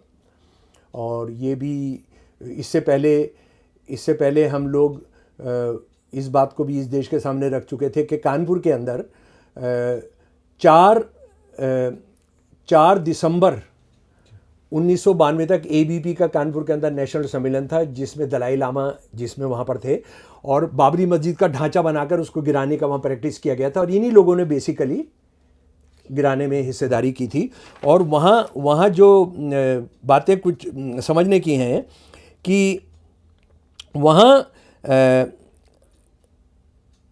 जो सबसे पहला मर्डर हुआ था बाबरी मस्जिद को गिराने के दौरान, वो किसका था वो भी जान लीजिए। ये एक साहब थे, हुस्नी विलायती हैदर। ये वहाँ के बड़े ज़मींदार थे, और ये RSS की जो BJP की जो माइनॉरिटी शाखा है उसके अध्यक्ष थे, और इन्होंने बहुत ज़मीनें दी थी VHP को मंदिर बनाने के लिए। जब ये बाबरी मस्जिद गिराकर बाद जब जश्न शुरू हुआ तो सबसे पहले दाढ़ी वाला बंदा यही दिख गया उनको, सबसे पहले हत्या इनकी की गई। जो RSS के और BJP के बहुत सगे बनते हैं ना मुसलमान, ये उनका ये पता नहीं ये कभी ये बात क्यों नहीं चर्चा में आती है। उसके बाद ये है कि ये बहुत कम लोग जानते हैं कि वहाँ पर डायनामाइट का इस्तेमाल किया गया। बाबरी मस्जिद को उड़ाने में भी ये वो लोग ऊपर तो चढ़े, लेकिन इस तरह का डायनामाइट जो बाद में 2002 में हमको गुजरात में भी देखने को मिलता है, मुसलमान घरों और दुकानों के अंदर डायनामाइट लगाते हैं, आसपास का सब बचा रहता है और वो उड़ जाता है, वो मकान उड़ जाता है। तो ये भी हमारा हमने देखा। जब ये सब हो रहा था तो ये भी पता लगा, तमाम हिंदू जो वहाँ पर थे उस वक्त में फैज़ाबाद में, कि बाहर से लोग आए थे, आमतौर पर अयोध्या के लोग नहीं थे। और उसमें एक यादव पहलवान मोहल्ला शाही खाना में जिस तरह से ये यादव पहलवान ने जिस तरह से मुसलमानों को बचाया और ये गुंडे जो थे इनको जो हमलावर आ रहे थे उनको उनसे जिस तरह मुकाबला किया वो बहुत बहादुरी का, हर आदमी के मुंह पर उनका नाम था और इनको बाद में बहुत पीटा गया और बस ये ज़िंदा बच पाए। और ये उसके बाद ये है, अच्छा ये जब यादव पहलवान की बात हो रही है उसके बाद हम क्या थे, हम दोनों घूमते घूमते बिल्कुल बाबरी मस्जिद के पास पहुंच गए जो ढाई जा चुकी थी और एक बराबर में अभी मेक शिफ्ट मंदिर जो है अभी उस तरह से पूरा बना नहीं था और फंक्शन नहीं था, सिर्फ वो मूर्तियां कहते हैं कि वहाँ ले जाकर रख दी थी। तो ये एक हमने देखा कि एक औरत बिल्कुल बाबरी मस्जिद से जुड़े हुए जगह पर अपने घर से सामान जमा कर रही हैं। ये तो हम पहुँचे और बातचीत से उनके बोलने के लिहाज इस तरह से लगा कि वो मुसलमान महिला है, हम उनका नाम नहीं बताना चाहते हैं। तो उन्होंने बताया कि 5 और 6 दिसंबर की रात को उनका घर लूट लिया गया था, मतलब लूटने में सबसे आगे थे, ये नहीं मुसलमानों से बदला लेना था। माल उनका पहले जो है वो ट्रकों के अंदर भर भर के पहले से ही जा रहा है, जो कार सेवा जो घेरा किए हुए हैं मुसलमान घरों का माल जो है वो ट्रकों के अंदर जा रहा है। जैसे ये लिंच करने वाले जो है गाय के नाम पर जो लिंच करते हैं, ये पहले जिन मुसलमान और जो बहुजन को पकड़ते हैं पहले उनकी जेब खाली करते हैं, उनका पर्स लूटते हैं, उसके बाद उनको मारते हैं। तो ये भी एक ख़ास बात है। तो ये जो महिला थी कि ये उन्होंने बताया कि उनका घर का सामान काफ़ी लूटा जा चुका था और हमें भी बचाने में सीआरपी के एक हिंदू अफसर ने उनको निकाला, उनको ट्रक में बिठाकर लेकर गया। देखिए एक तरफ वो हिंदुत्ववादी हैं, ये क्रिमिनल्स जो वही काम कर रहे हैं जो आईएसआई करना चाहता है, पाकिस्तान जो चाहता है हमारा देश आपस में लड़े झगड़े, है ना। और ये सीआरपी का बंदा भी है, उधर वो यादव पहलवान भी हैं। मैंने बहुत कोशिश की और लेकिन वो परिवार वहाँ से जा चुका था, वो यादव पहलवान का जो है। अच्छा, ये महिला ने जो मेरे से कहा वो ज़रा सुन लीजिए, उस मुसलमान महिला ने, चाहे कितनी भी मुश्किलें क्यों ना आए हम यहीं रहेंगे। देखते हैं कांग्रेस और बीजेपी कब तक ये खेल खेलते रहते हैं, हम यहां से नहीं जाएंगे। ये हमारी मादरी वतन है, मादरे वतन है, ये हमारा घर है, हम क्यों जाएं, ये किसी की जागीर नहीं है, अगर ये दूसरों की है तो हमारी भी है। और मुझे भाषण याद आ रहा है अल्लाह बख्श साहब का जो पाकिस्तान विरोधी कॉन्फ्रेंस में उन्होंने दिया था 27 अप्रैल 1940 को दिल्ली के अंदर। अगर ये दूसरों का है तो हम ये किसी की जागीर नहीं है, अगर ये दूसरों की है तो हमारी भी है, हम यहीं पैदा हुए हैं, यहीं रहे हैं और यहीं मरेंगे।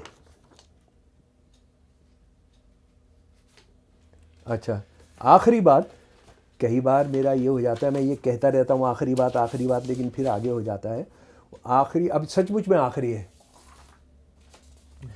कई बार मुसलमानों को ये लग सकता है कि यार मुसलमान तो निशाना बनाए जा रहे हैं और ये मुसलमान हमारा इस्लाम मुसलमानों को ये रहने नहीं देंगे, और इसीलिए हम ये देखते हैं कि कई मुसलमान ये सोचते हैं कि हम बम बंदूक और इसका सहारा लेकर हम बदला ले सकते हैं। ये इससे बड़ी बेवकूफ़ी और जहालत की बात नहीं हो सकती। इससे बड़ा मुसलमान विरोधी, देश विरोधी तो है ही, मुसलमान विरोधी भी इससे बड़ी कोई बात नहीं हो सकती, इस्लाम विरोधी इससे कोई बड़ी बात नहीं हो सकती।